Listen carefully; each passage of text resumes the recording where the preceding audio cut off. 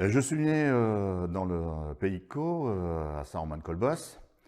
Ensuite, bon, j'ai fait les écoles élémentaires et le collège. Et ensuite, j'ai pris le parcours du jardinage. Donc, je suis rentré au lycée Jean Rostand à Offranville pour passer un CAP en 3 ans en pépinière. De là, j'ai été, à la suite de ce travail de l'école, chez un pépiniériste pendant 7 ans, mais il y a eu une petite coupure. Au bout de 2 ans, mon patron des pépinières Le Nomier à Goderville, pour les citer, m'ont sollicité. Il me dit tu vaux mieux que ça, il faut que tu vois autre chose, il faut que tu t'ouvres au niveau de la pépinière. Alors, je me suis concentré sur les arbres fruitiers. De là, je suis parti pendant 1 an au potager du roi à Versailles, d'où là j'ai appris comment former des arbres fruitiers, comment entretenir les arbres fruitiers, comment les nourrir, comment faire les traitements. À cette époque-là, on faisait beaucoup de traitements. Donc, j'ai fait une demande à la ville de Rouen et je suis rentré à la ville de Rouen et normalement, je devais rentrer à la pépinière, mais le directeur, connaissant mon parcours, comme il y avait un verger conservatoire à la ville de Rouen, au Jardin des Plantes, m'a proposé de m'occuper de ce verger conservatoire. Et forcément, ce directeur était le grand ami du directeur du potager de Versailles, donc le potager du roi. Donc, c'est-à-dire que ça m'a beaucoup aidé dans ce domaine-là. Donc, j'ai passé 39 ans de carrière au Jardin des Plantes de Rouen pour m'occuper de ce verger conservatoire qui, en plus, ensuite, j'ai monté de grade en responsable des collections végétales, dont j'ai pu faire valider des collections au CCVS pour les fuchsias, les dahlias, les iris et forcément, le dernier, les arbres fruitiers. Donc, moi, depuis 4 ans, je suis à la retraite. Je suis un expert de pomologie, sollicité dans la région par le département, à divers endroits. Sollicité aussi par la mairie de Grand-Quevilly, parce que monsieur le maire a fait un verger conservatoire et m'a demandé de faire l'entretien des arbres fruitiers, mais aussi la pédagogie pour les enfants des écoles et faire des visites comme Quevilly Senior, l'espace senior, je veux dire exactement, les enfants des écoles, et aussi on a commencé pour la taille et l'entretien, montrer ça au grand public. Ah ben, quand vous sortez après un examen comme ça, là, un passage au potager du roi, je peux vous dire que c'est une belle carte de visite. À chaque fois que vous vous présentez quelque part, quand vous dites ça, eh bien, ça ouvre beaucoup de portes. C'est là que j'ai appris à faire de belles formes fruitières, telles que des vases à 12 branches, parce que dans le commerce, on connaît simplement les palmettes verrier, les fuseaux, les cordons. Moi, je me suis amusé à faire ces vases, ces formes torsadées aussi. Oui, vous avez par exemple Jacques Beccaletto, qui est depuis un bon moment aussi à la retraite. C'était un grand monsieur qui a même écrit un ouvrage sur les formes fruitières. Et donc, vous retrouverez des formes fruitières qu'il n'a pas retrouvées dans toute la France, qu'il a trouvées au Jardin des Plantes de Rouen, des vieilles formes, et qu'il a pu intégrer dans son ouvrage. L'arboriculture, c'est l'entretien des arbres fruitiers, c'est l'arboriculture fruitière. Et dans l'arboriculture fruitière, ensuite, c'est comment planter un arbre, comment cultiver surtout un porte-greffe, parce qu'un porte-greffe ne s'adapte pas sur n'importe quel sol. Ensuite, qu'est-ce qu'on met comme variété dessus? Si vous mettez une variété faible avec un porte-greffe faible, eh bien l'arbre ne va pas pousser. Donc il faut essayer de rectifier cet échange. Ensuite, dans l'arboriculture, c'est multiplié, c'est-à-dire bien souvent par greffage. Et le greffage, eh bien, si c'est pour le prunier, ça sera fin février. Pour les poiriers, mars. Pour les pommiers, eh bien, ça sera avril, mai. Et une référence, par exemple, pour le greffer du pommier, eh bien, on greffe les pommiers, on observe déjà le temps, mais au niveau de la nature, observation, c'est quand le lilas commence à fleurir, qu'on va commencer à greffer les pommiers. Chez le poirier, c'est quand les poiriers sauvages commencent à fleurir. Pour les pruniers, la même chose quand vous avez les mirobolans dans les haies qui commencent à fleurir. Donc les arbres fruitiers, le greffage, c'est important au niveau de l'arbre fruitière. Et après, c'est de les suivre au niveau de taille. Alors vous allez avoir la taille de formation en premier temps, et pendant 2 ou 3 ans. Et ensuite, si c'est des hautes tiges, on va les laisser tranquilles pendant 5 à 7 ans. Et ensuite, c'est une taille d'entretien.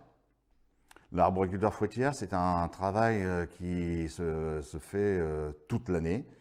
Vous avez la période hivernale pour l'entretien des arbres. Au printemps, ça va être le suivi de la floraison avec des apports d'engrais au sol, quelques traitements naturels forcément, parce que je travaille que dans ce domaine-là, moi naturel. Je peux travailler qu'avec un peu de soufre et un peu de bouillie bordelaise, parce que c'est les premières périodes où on va pouvoir enrayer la tavelure, parce que la tavelure, ce n'est pas la peine de traiter au mois de juillet et août, ça ne sert à rien, c'est des périodes bien précises. Ensuite, il va y avoir, si on n'a pas eu une période, une chute physiologique assez importante, naturelle, qui se fait dans la première quinzaine de juillet, il faudra établir un éclaircissage des fruits, c'est-à-dire qu'on laisse bien souvent 1 à 2 fruits par coursonne et un fruit ou 2 tous les 20 cm pour avoir de beaux fruits. Et à cette époque-là, eh bien, pour les formes palissées, on va appliquer une taille d'été. Et la taille d'été, c'est des rameaux qui sont de la grosseur d'un crayon à papier, qui font la grosseur d'un crayon à papier et qui partent à la verticalité. C'est-à-dire que ceux qui partent à l'horizontale ou à 45 degrés, on n'y touche pas parce que ce sont ceux-là qu'on va récolter pour faire des rameaux greffons. Ensuite, il y aura la récolte des fruits. Donc la récolte des fruits, pour les variétés hâtives, on peut commencer fin juin, début juillet, pour certaines variétés, et on va aller jusqu'à la fin de la cueillette. Pour les variétés de garde, ça sera pour le 30 octobre. Et il y a un dicton, à la Sainte-Simone, cueille tes pommes. Alors, je vous donne rendez-vous au calendrier pour voir où est la Sainte-Simone. Quand je fais des cours aux jardiniers du samedi, ils me demandent mais comment peut-on faire? Mais j'ai dit tout sens, un arbre fruitier, si vous le taillez, vous ne le taillerez jamais mal, vous ne taillerez jamais suffisamment. Donc, avant tout, il faut savoir reconnaître les organes végétatifs et après, on applique la taille. Et la taille, il faut savoir observer l'arbre avant de faire quoi que ce soit. Les organes végétatifs, alors, on va partir de la base, le tronc, les charpentières, ce qui va supporter l'ensemble des fruits et des rameaux. Dessus, sur les charpentières, sur les formes palissées, on a tous les 20 cm un départ. Normalement, vous devez en avoir un à droite, 20 cm après, un à gauche, un à droite, un à gauche. Tout ça pour que l'air puisse bien passer entre les coursonnes et que le soleil puisse bien passer aussi pour donner la coloration au niveau des fruits. Sur ces coursonnes, eh bien là, c'est là qu'on va trouver les organes végétatifs, c'est-à-dire l'œil à bois, qui est pointu. À chaque fois que sur un rameau, vous regardez, c'est là où part une feuille, bien souvent. Ensuite, quand l'œil a eu peu de sève au niveau de l'œil à bois, On appelle ça le dard. Il est un peu plus grand que l'œil à bois, il fait à peu près 5 mm, et à la base, il est tout ridé, et vous avez à sa base que des rosettes de feuilles. Quand vous avez un dard comme ça, on les laisse sur l'arbre, et c'est-à-dire que l'année d'après, de la pousse, eh bien cet œil va se transformer en bouton à fleurs. Et le bouton à fleurs, c'est un bouton qui est arrondi, qui va être composé plus ou moins de 6 à 7 fleurs à chaque fois, un bouton floral. Ensuite, après le bouton floral, vous allez avoir entre 1 et 5 cm, on appelle ça la lambourde. Si elle est à l'extrémité porteuse d'un œil à bois, on va l'appeler la lambourde non couronnée. Par contre, la même longueur à l'extrémité avec un bouton à fleurs, ce sera la lambourde couronnée. Ensuite, après la lambourde, on va partir la brindille. Le brindille, 15-20 cm. Le repère, c'est votre sécateur. Si on ne s'en rappelle plus, c'est le sécateur. Donc le sécateur, pareil, la brindille, ça sur les formes fruitières, c'est très intéressant. Alors à l'extrémité, s'il y a un œil à bois, brindille non couronné. S'il y a à l'extrémité un bourgeon à fleurs, brindille couronnée. Ensuite, entre 30 et 40 cm, eh bien on va appeler ça le rameau à bois. Et le rameau à bois, il est la grosseur d'un crayon à papier, comme je vous disais tout à l'heure. Et lui, il va avoir que des yeux à bois tout le long du rameau, jusqu'à son extrémité. Et lui, c'est ce qu'on taillera au mois de juillet pour éviter que ça tire trop de sève au niveau des fruits. Et le dernier rameau végétatif qu'on peut avoir, eh bien, c'est le gourmand. Alors ça, le gourmand, ça fait entre 40, 60, 80, jusqu'à 1,20 m. Et ça, quand il y a 1,20 m, c'est trop long parce qu'il aurait fallu déjà intervenir un peu avant. Et bien souvent, on le trouve soit dans une courbure d'une branche ou sur le tronc. Suite peut-être à un choc qu'il y a eu, et ça a permis de faire émerger un œil à bois. Et ça, on appelle ça une seringue, donc ça, il faut éviter de conserver ça, il faut l'éliminer. Voilà tous les organes végétatifs pour le pommier et le poirier. Ensuite, pour les arbres à noyaux, on parle d'autre chose. On va vous parler, on revient œil à bois, bouton à fleurs, et après on va vous parler de groupement, comme sur le cerisier, un groupement de fleurs, on vous appelle ça le bouquet de mai. Ensuite, vous allez avoir un rameau, s'il n'y a que des fleurs dessus et avec un œil à bois à l'extrémité, la chiffonne. Et vous avez un autre rameau aussi qui fait entre 30 à 40 cm et qui a l'œil à bois au milieu. Et de chaque côté, vous avez des boutons à fleurs tout le long. Et ça, on appelle ça le rameau mixte. Et lui, il sera taillé à partir sur... bien souvent, c'est à 20 cm de la pousse de l'an passé, sur un œil à bois. Parce que ce n'est pas la peine de le laisser pousser, ça va à la base des arbres à noyaux. Si l'œil à bois n'est pas pris, plus court, eh bien la base va se dénuder et l'année d'après, vous ne pourrez pas avoir de jeunes pousses. Par contre, chez les arbres à pépins, oui, vous aurez toujours quelque chose qui va repercer la base. Quand on veut greffer un arbre fruitier, il faut avoir déjà pensé à avoir récolté les rameaux greffons sur des arbres qui ont fructifié, que l'on connaît très bien la variété. Donc c'est important, mais quand vous cueillez vos rameaux greffons, on ne les cueille pas n'importe comment, comme je vous ai dit tout à l'heure, il ne faut pas tout tailler dans les arbres fruitiers. Donc on récolte les rameaux qui sont à 45 degrés. Pourquoi? Parce que vous pourrez observer entre vous-même, les entrenœuds sont beaucoup plus courts que sur un rameau qui part à la verticalité. Et par moments, des gens vous disent bon, j'ai un arbre fruitier qui a été greffé, mais il a du mal à donner des fruits.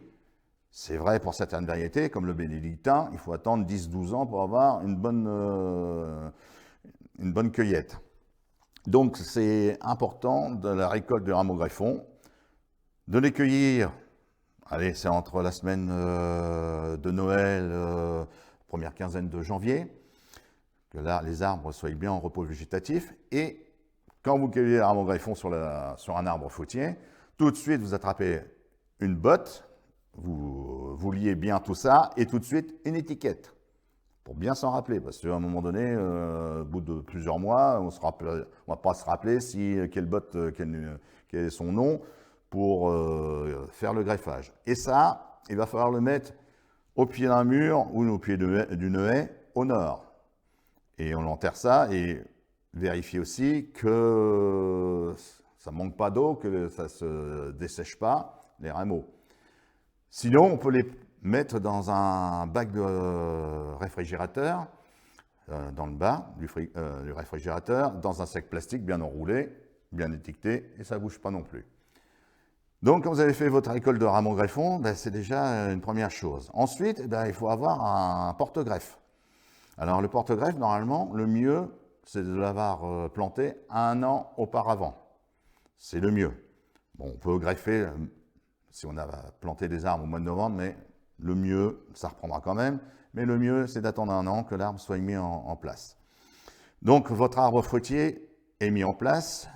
Donc, on va prendre le choix d'un pommier. Donc, le pommier, ben, pour le greffer, il va falloir se rappeler que cet arbre, il va être en départ de végétation. Et le départ de végétation, eh bien, c'est la période de floraison du lilas. Comme je vous ai dit tout à l'heure, c'est des repères au niveau de la nature. Et si votre arbre, vous le coupez, il n'est pas suffisamment en sève, on peut couper la tête, là où vous allez greffer, 1 mois avant le passage de votre greffage. C'est-à-dire que ça va mettre l'arbre en végétation.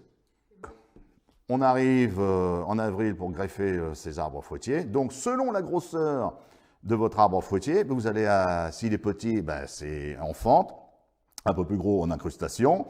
Et quand c'est beaucoup plus gros, et puis arrivé à l'époque en mai, on va travailler la greffe en couronne. Donc, quand les greffes sont faites, eh bien, et aussi ne pas oublier sur chaque greffe, quand c'est en isolé, de mettre un perchoir pour éviter que les oiseaux cassent la greffe. Par exemple, celui-ci. Est-ce que ça vous parle?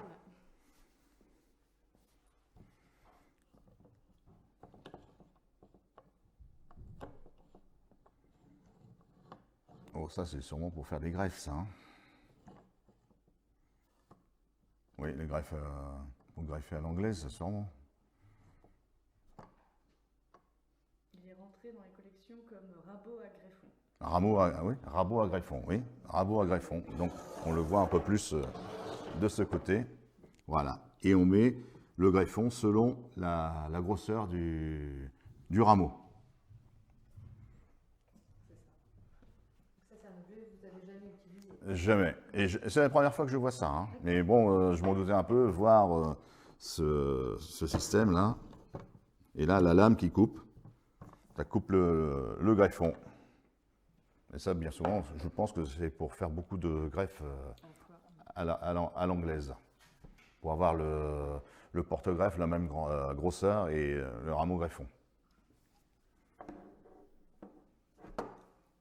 Oh là, il doit vous en manquer. Ah bah non, il est là. Voilà. Bah, ça, c'est les chenilles noires. Hein. Donc ça, avec une ficelle et un manche qui est ici, là, télescopique bien souvent. Voilà. Donc ça, c'est pour tailler, vous restez au sol et c'est pour tailler en hauteur les formes de haut vent.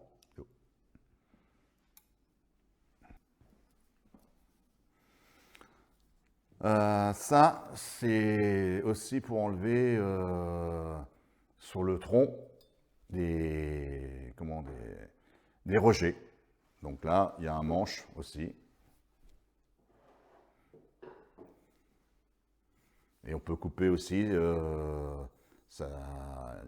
un genre de fendoir, là. Et là, ça fait le bec et ça coupe sur le côté des tiges.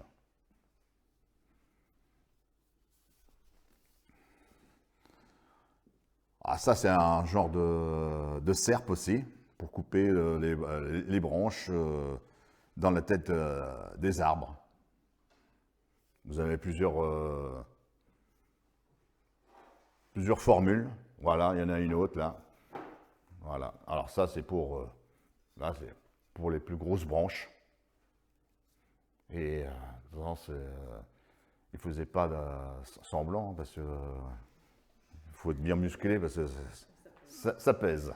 Ah, le fameux cueilleur de fruits. Donc là, un manche, et hop, on va cueillir le fruit. Le cueille-fruit. Donc maintenant, vous les avez en ferraille, en plastique, dans les jardineries. Mais ça, c'est du vestige à conserver. Le fruit, s'il est mûr, il va tomber dedans. S'il n'est pas mûr, il ne tombera pas. Voilà. C'est les fruits, quand on cueille avec ça, il faut voir les fruits qui sont les plus colorés. Et bien souvent, on cueille sur la périphérie de la couronne de l'arbre, et ensuite, une semaine après, ou 15 jours, on rentre vers l'intérieur de la couronne de l'arbre. Quand on cueille des fruits à couteau, on ne cueille pas l'ensemble, on fait 2 ou 3 passages. Et aussi, on commence côté sud, parce que bien souvent, c'est là qu'ils ont eu plus d'ensoleillement, et sud, ouest, nord et est, c'est après. Tout ça, c'est de l'observation, comme je dis toujours. Ah, ça, c'est un croissant, on appelle ça. Alors ça, c'est pour, au niveau du verger, ça, c'est pour désherber, s'il y a des ronces, tout ça, nettoyer. Ce sont des ouvrages que vous me présentez, le dictionnaire de pomologie, parce que la pomologie, c'est la science des fruits. C'est pas que les fruits à pépins, c'est l'ensemble des fruits. Et là, vous me présentez l'édition pomologie d'André Leroy, qui a été édité en 1867. Et là, ce sont des ouvrages qui sont très intéressants. Et je peux vous dire que là, vous avez une bonne bibliothèque qui coûte assez cher, là.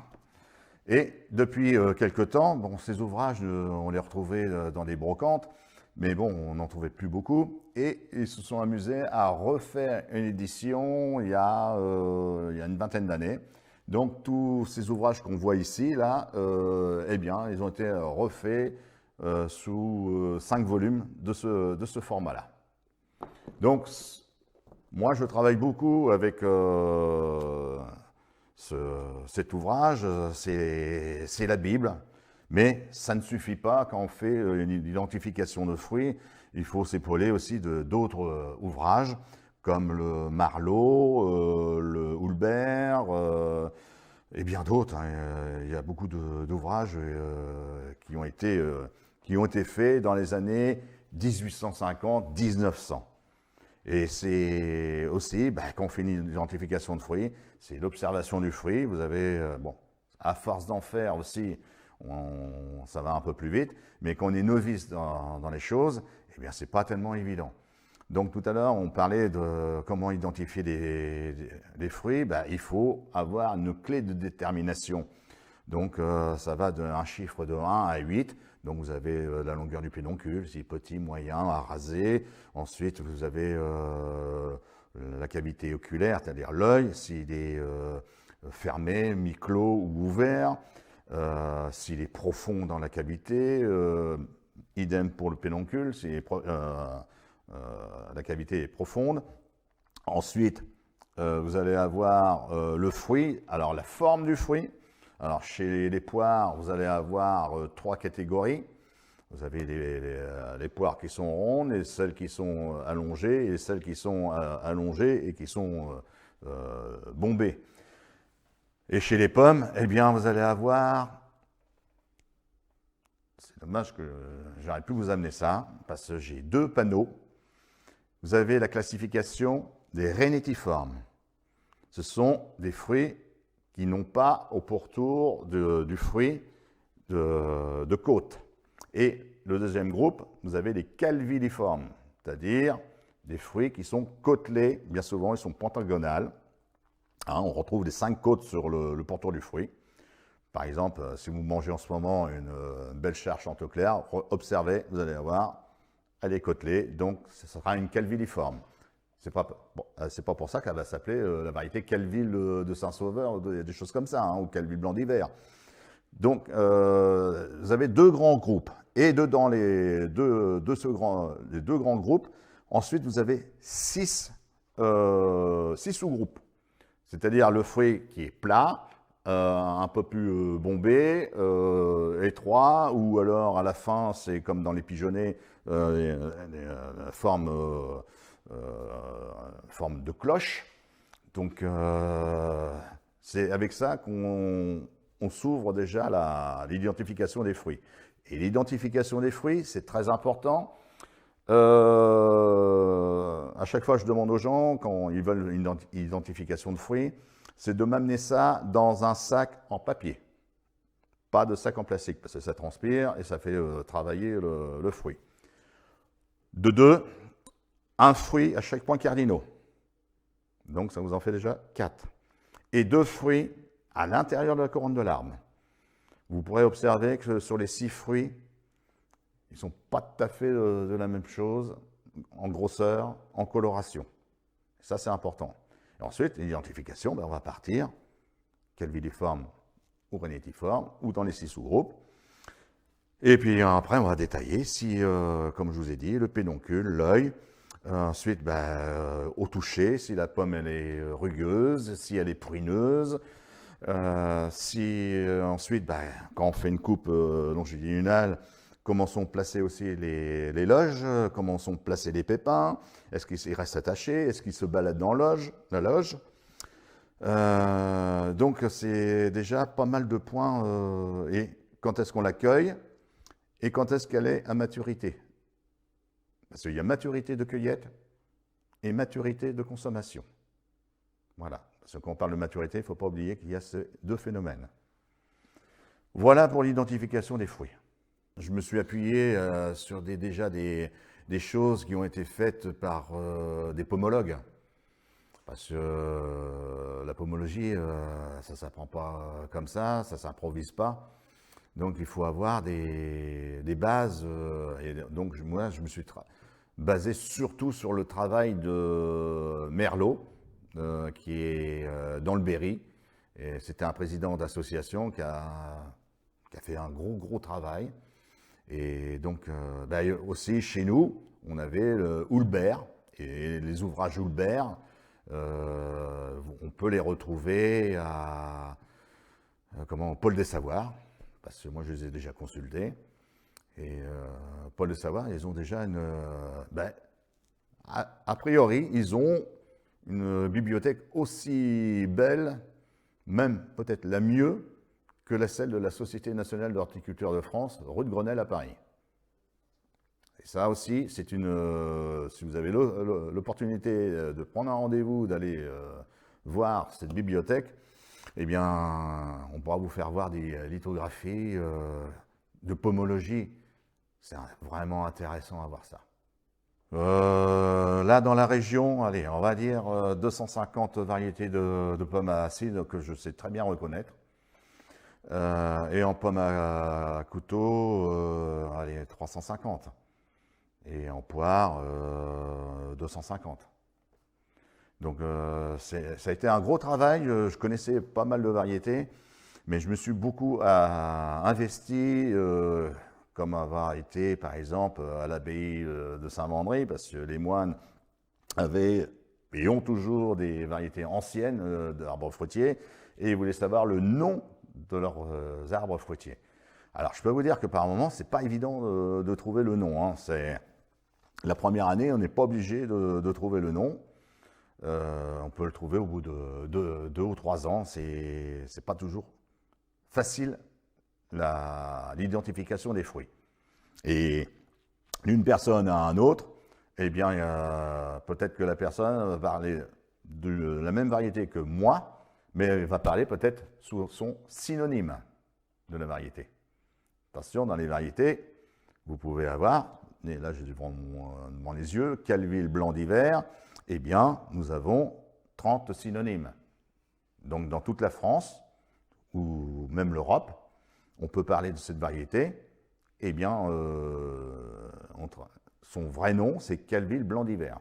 C'est pour ça qu'aussi dans les identifications, moi je remets bien souvent le vrai nom de la variété. Bien souvent, on travaille avec des synonymes. Donc le synonyme, moi, comme j'ai confectionné des fiches techniques, que je pourrais vous faire voir, j'ai rendu à César ce qui est à César, comme on peut dire. Voilà. Le président fondateur, Jacques Lefebvre, parce que c'est une personne que je peux citer à ce jour, parce que c'est grâce à lui qu'on a créé en 1993, mars 1993, cette association qui est devenue Association pomologique de Haute-Normandie. C'était un monsieur qui courait tous les jours dans la campagne, qui était un ancien arboriculteur, voilà, et qui connaissait son métier. Et lui, il fonctionnait beaucoup avec une personne du Pays de Bray, c'est le château de Brémontier-Merval, voilà. Donc, monsieur, là j'ai un petit trou, c'est dommage de ne pas le citer non plus. Lui, voilà, c'est dommage. Et donc, ils ont refait ils faisaient tous les deux la course dans la campagne et ramenaient des variétés à Brémontier-Merval. Et sur un arbre fruitier, ils n'avaient pas beaucoup d'arbres de planter. Et ils greffaient 7, 8, 10, 12 variétés sur chaque branche. Hein, toutes les branches, il y avait au moins une douzaine de variétés sur l'arbre. Et ensuite, il y a quelques années, Brémontier-Merval a refait un verger tout neuf. Et ils ont repris toutes ces variétés qu'ils ont remis en place. Donc 350 variétés sauvées par ces gens-là dans la campagne. Voilà, donc il y a des variétés que je ne connaissais pas, que j'ai appris à connaître avec Jacques Lefebvre. Moi, la préférée, c'est la bénédictin en premier lieu. Et en courant mars-avril, la rainette de Bailleul. Mais je peux vous dire que les goûts, ça appartient à chacun. On peut aimer plus une variété que l'autre. Voilà. Et on parle de variétés anciennes, mais vous avez des variétés modernes qui sont assez intéressantes. Alors ça aussi, pour apprécier les fruits, il faut qu'ils soient à maturité de consommation. Voilà. Il faut passer par le fruitier.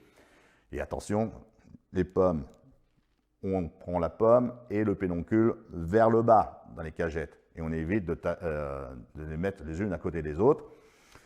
Et si dans les cagettes, on a les anciens, ce qu'ils faisaient, c'était de ramasser des feuilles de châtaignier qu'ils mettaient bien sèches dans le fond des cagettes pour éviter les maladies, les pourritures des pommes. Alors, les greffes, vous avez plusieurs possibilités. Vous avez la greffe en écusson, qui se pratique à œil dormant, c'est-à-dire la greffe, on la fait au mois d'août, voire jusqu'au 15 septembre. Ensuite, par exemple, ces greffes en écusson, si elles ne reprennent pas, eh bien, on pourra les reprendre au mois de mars. Ça, c'est intéressant, ça évite de perdre une année. Sinon, les autres greffes, eh bien, l'écusson à œil poussant se fait au mois de mars. Ensuite, pour des formes, la grosseur comme mon petit doigt, hein. Et ça, l'écusson se fait à 10 cm du sol. Pour pouvoir mettre l'écusson, bien souvent, c'est une variété qui est intermédiaire pour, si on fait des tiges, pour faire grandir la tige le plus vite possible et la faire grossir le plus vite possible vis-à-vis de certains porte-greffes qui existent, et on peut gagner 2 années de culture. Quand on a une tige qui est la grosseur, mon index, ça on peut faire une greffe en fente simple.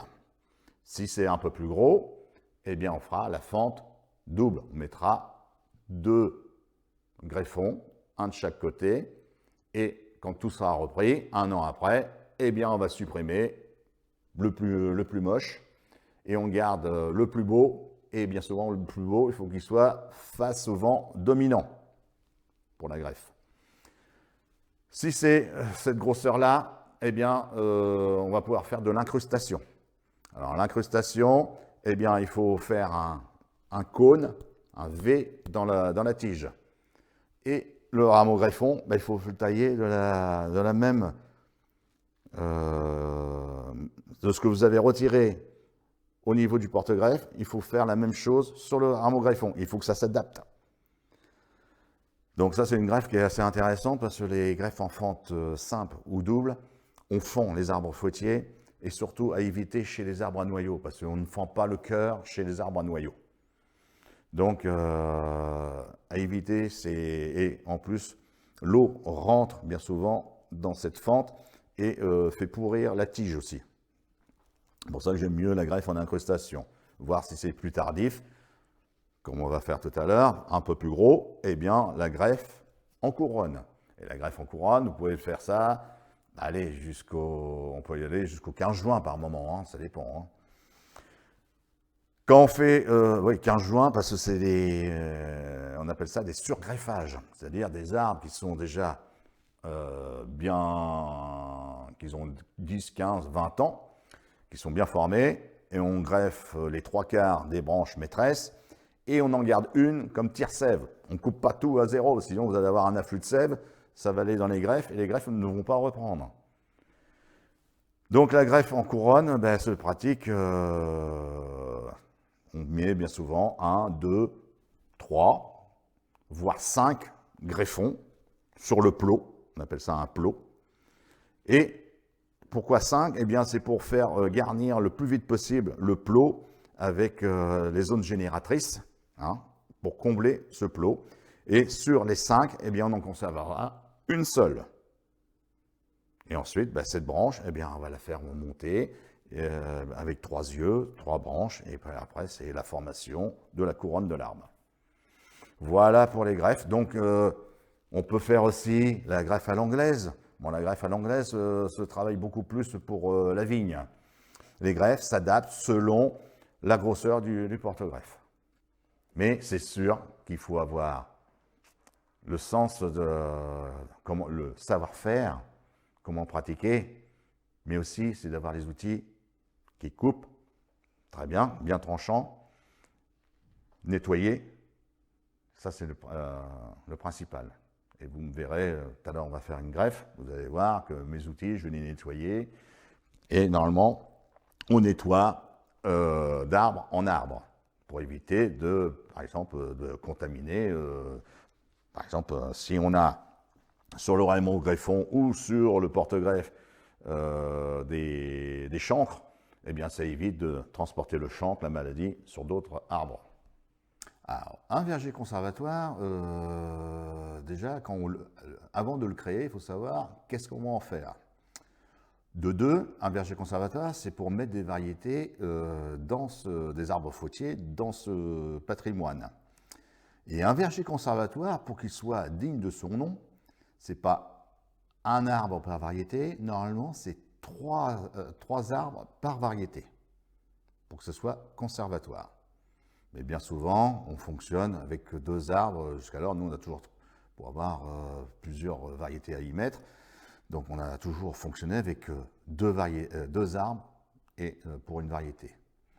Et un verger conservateur, ben, c'est pour faire fructifier, observer ces arbres, comment ils vont évoluer, en appliquant des tailles, un entretien, observer aussi comment on peut avoir les maladies d'une année sur l'autre. Ça peut être plus important que d'autres.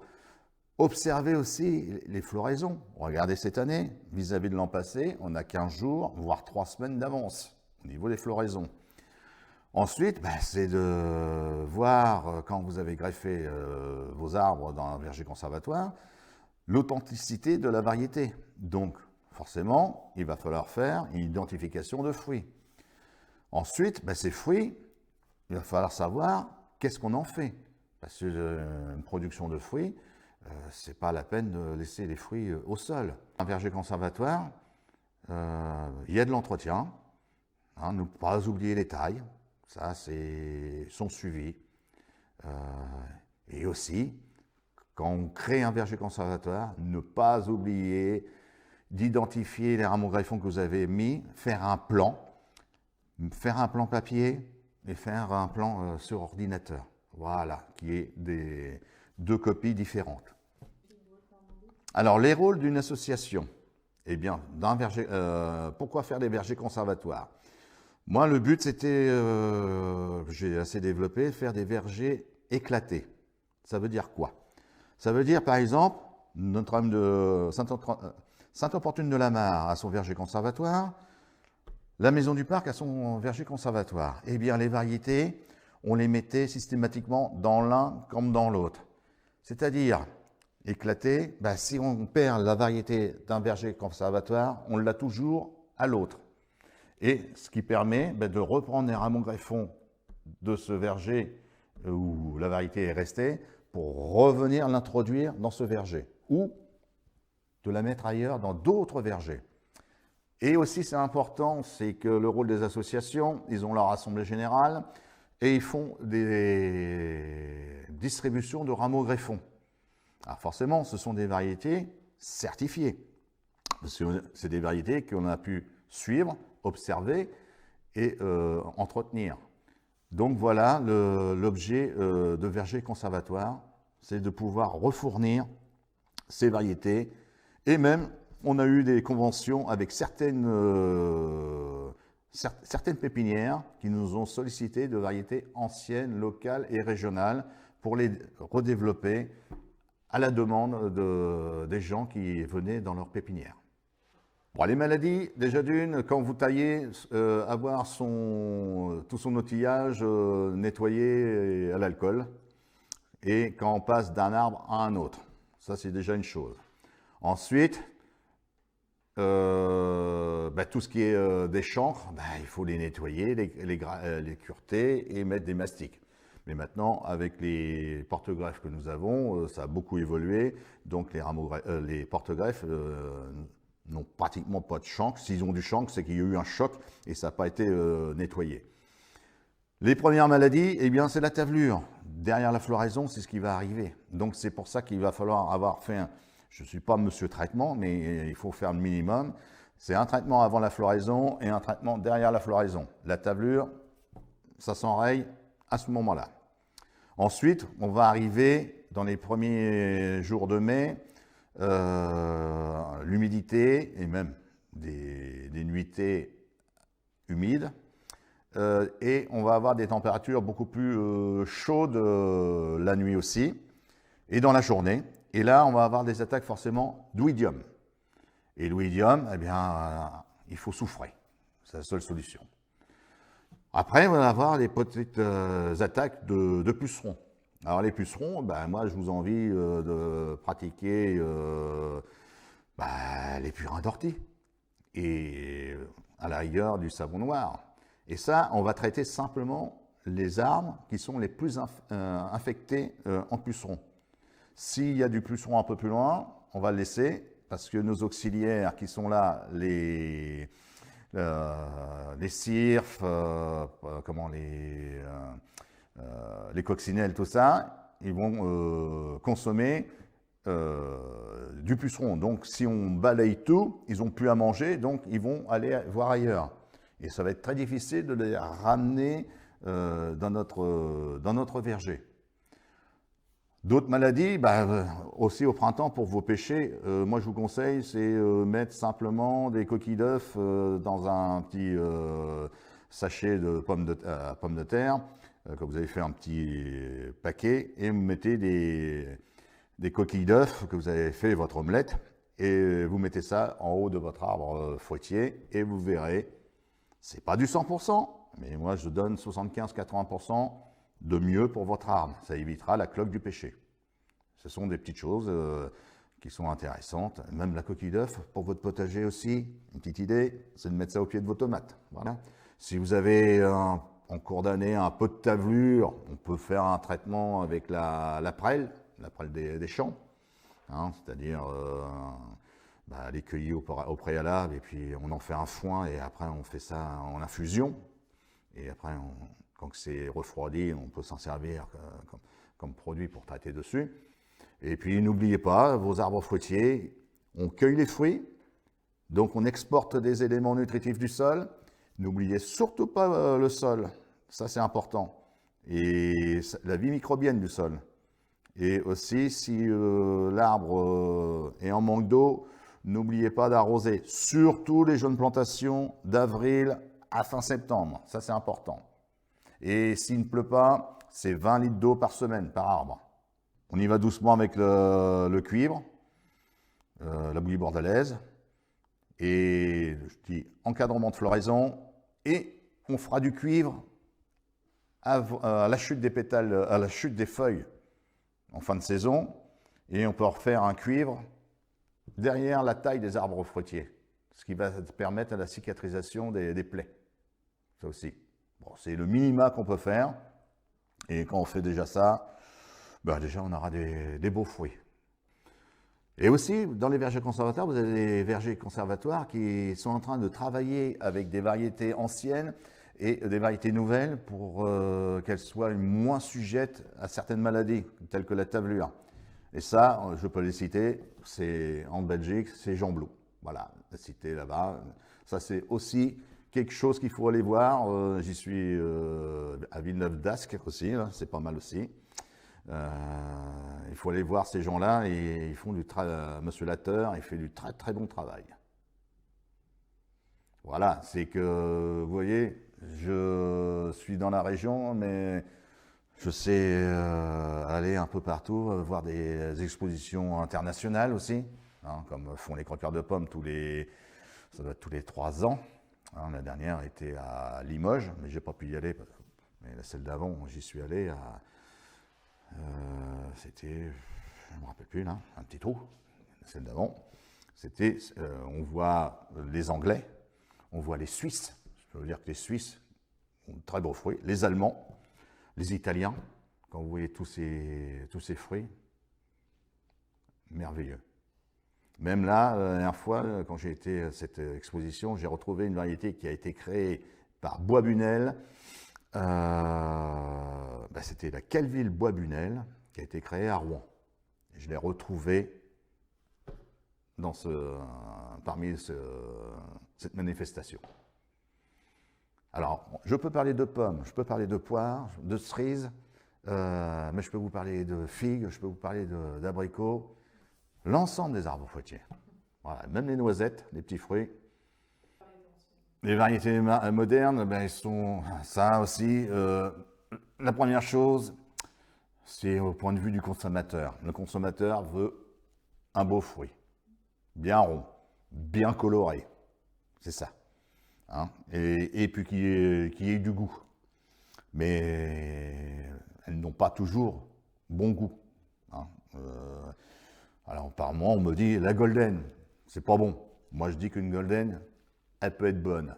Forcément, si elle n'est pas bonne, c'est qu'elle n'a pas été cueillie dans de bonnes conditions et pas été mise au fruitier dans de bonnes conditions aussi. Les variétés modernes, c'est, comme je vous disais, bien souvent, voilà, vous avez la variété Belchard Chanteclair. Ça vient d'où? Un clone de Renette Clochard, variété ancienne, et un clone de Golden Delicious.